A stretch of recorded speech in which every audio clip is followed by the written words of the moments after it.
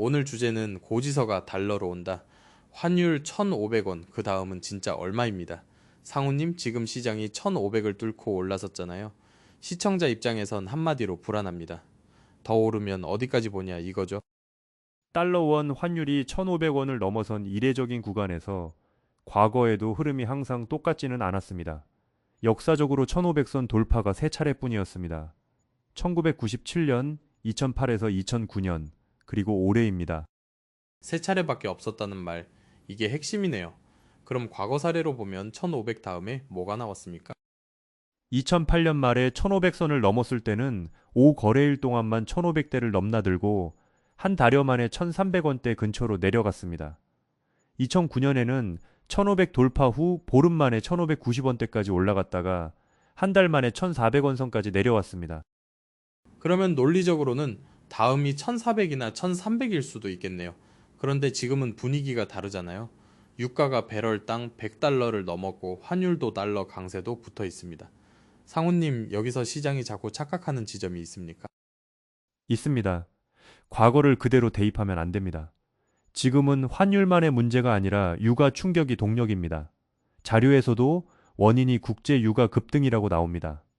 WTI가 배럴당 100달러대에 브렌트유도 110달러대에서 출발했고 트럼프가 공격 유예를 말했어도 불안정성이 너무 커서 다시 오를 여지가 충분하다고 했습니다. 그런데 시청자들이 더 궁금한 건 이겁니다.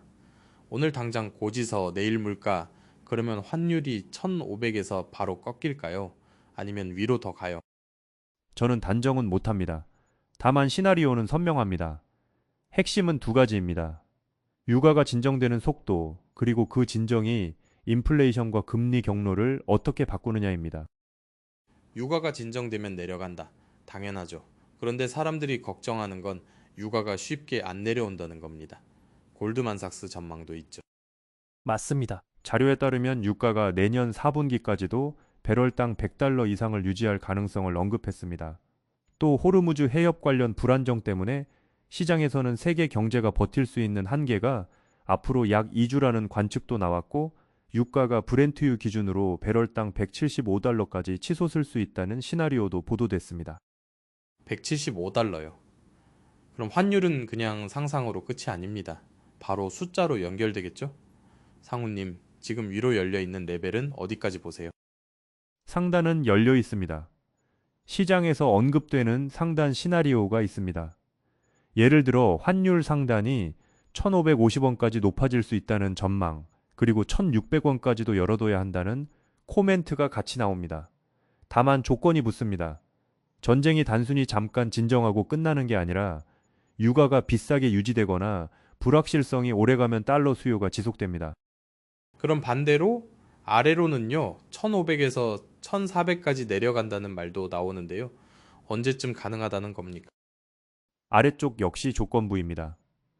과거 사례를 보면 2008년에는 한 달여 만에 1,300대로 이동했고 2009년에는 보름에서 1,590까지 갔다가 한 달 만에 1,400으로 내려오는 흐름이 있었습니다. 다만 지금은 에너지 위기 충격의 성격이 다릅니다.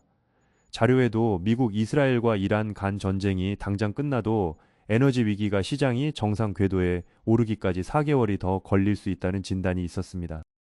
4개월. 이 말이 정말 중요하겠네요. 사람들은 협상되면 바로 내려갈 거라 생각하는데 시간이 필요하다는 거네요. 그렇습니다. 협상 소식만으로는 끝이 안 날 수 있습니다. 그리고 한 가지 더 있습니다. 달러가 강한 이유가 단순히 전쟁 공포만은 아닙니다.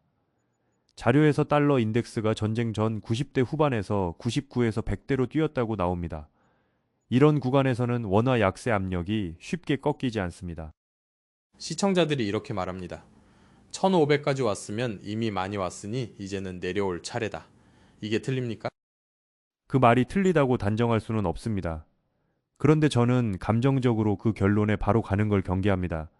왜냐하면 유가가 비싸면 물가 압력이 올라가고 물가 압력이 올라가면 금리 인하 여정이 지연될 수 있습니다. 그러면 달러 강세가 오래 갈 가능성이 생깁니다. 물가까지 가면 고지서로 진짜로 체감이 되죠. 상우님, 물가 패스스루, 즉 환율이 물가로 넘어가는 시차에 대해서도 자료가 있습니까? 한국개발연구원 자료로 환율이 1% 오르면 소비자 물가가 약 0.04%포인트 상승 압력을 받는다는 언급이 있습니다. 그런데 지금은 유가와 환율이 동시에 높은 구간입니다. 비용 측면 압력이 커지는 겁니다. 실제로 생산자 물가가 6개월 연속 상승했고 유가와 환율 상승이 부담을 준다고도 나옵니다. 그러면 결론은 이거군요.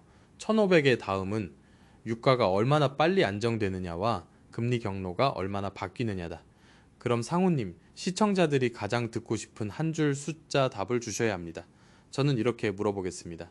지금부터 한두 달, 그리고 연말 각각 다른 숫자를 제시해 주실 수 있습니까? 숫자를 줄 때도 시나리오로만 말씀드리겠습니다. 단기, 즉 한두 달 구간에서는 변동성이 큽니다. 과거에도 1500 돌파 이후 등락이 빨랐습니다. 2009년은 보름 만에 1590대로 갔고 한 달 만에 1400대로 내려왔습니다. 지금도 그건 가능해요. 다만 지금은 유가가 배경을 더 강하게 만들고 있습니다. 제 판단의 범위는 단기간에 1450에서 1550 사이에서 위아래로 출렁일 확률이 높다고 봅니다. 그리고 만약 전쟁 불확실성이 다시 커지고 유가가 다시 고공을 유지하면 시장에서 말하는 상단인 1600원 가능성도 배제하기 어렵습니다.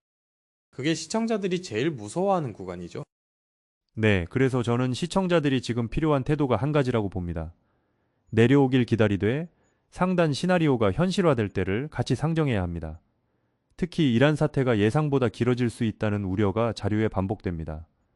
유가가 쉽게 전쟁 이전 수준으로 낮아지기 어렵다는 진단도 있습니다. 그러면 연말, 즉 중기 레벨은요. 중기에서는 가능성이 열립니다. 자료 흐름대로라면 전쟁이 장기화되지 않고 대외 불확실성이 빠르게 진정될 경우 하향 안정화 경로를 탈 여지가 있습니다. 시장에서는 연말 전후로 1,400원대 복귀를 보거나 최소한 1,500대에서 내려오는 경로를 기대하는 목소리가 있습니다. 저는 여기서 꼭 상우님이 반박하실 포인트가 있다고 봅니다. 왜냐하면 반대로 말하는 사람이 너무 많습니다. 미국이 협상 안 되고 유가가 버티면 계속 오른다. 그 시나리오를 상우님도 인정하시는 거죠. 인정합니다. 그리고 그 시나리오는 단순히 공포로만 움직이지 않습니다. 유가는 배럴당 100달러 이상의 지속 가능성이 거론됩니다. 그리고 전쟁이 끝나더라도 정상화까지 시간이 걸릴 수 있다는 진단이 있습니다. 그런 조건이면 환율은 균형점이 위로 올라갈 수 있습니다. 즉, 1500이 천장이 아니라 바닥처럼 작동할 수 있는 겁니다. 마지막으로 한 질문만 더 하겠습니다. 상우님, 지금 1,500원 고지서가 달러로 온다. 그러면 시청자 입장에서는 결국 질문이 하나입니다. 어디까지 준비해야 하냐? 이겁니다. 준비의 핵심은 두 가지입니다. 첫째, 달러 원은 가격이 아니라 변수의 조합입니다. 유가와 달러 강세, 그리고 금리 경로가 같이 움직입니다. 둘째, 과거처럼 바로 내릴 거라는 기대에만 걸면 위험합니다. 과거 사례에서 내려오기도 했지만 2009년처럼 오히려 더 올라간 뒤에 내린 경우도 있었습니다. 그러면 이렇게 정리해도 될까요? 1,500 다음은 진짜로 하나가 아닙니다. 1,450에서 1,550 사이 변동이 먼저 오고 유가와 불확실성이 길어지면 1,600도 열려 있다. 그리고 진정이 빠르면 1,400원대 복귀 가능성도 있다. 네, 그 정도의 조건부 요약이 가장 현실적입니다. 저는 다만 다시 강조합니다. 단기 방향을 맞히는 건 어렵고 시나리오별 대응이 핵심입니다. 알겠습니다. 상우님 정리 잘 해주셨습니다. 시청자 여러분, 환율은 숫자 하나가 아니라 경로의 문제라는 점, 그리고 유가와 물가, 금리까지 이어진다는 점 꼭 기억해 주셨으면 합니다. 그리고 여러분의 생각을 댓글로 남겨주세요.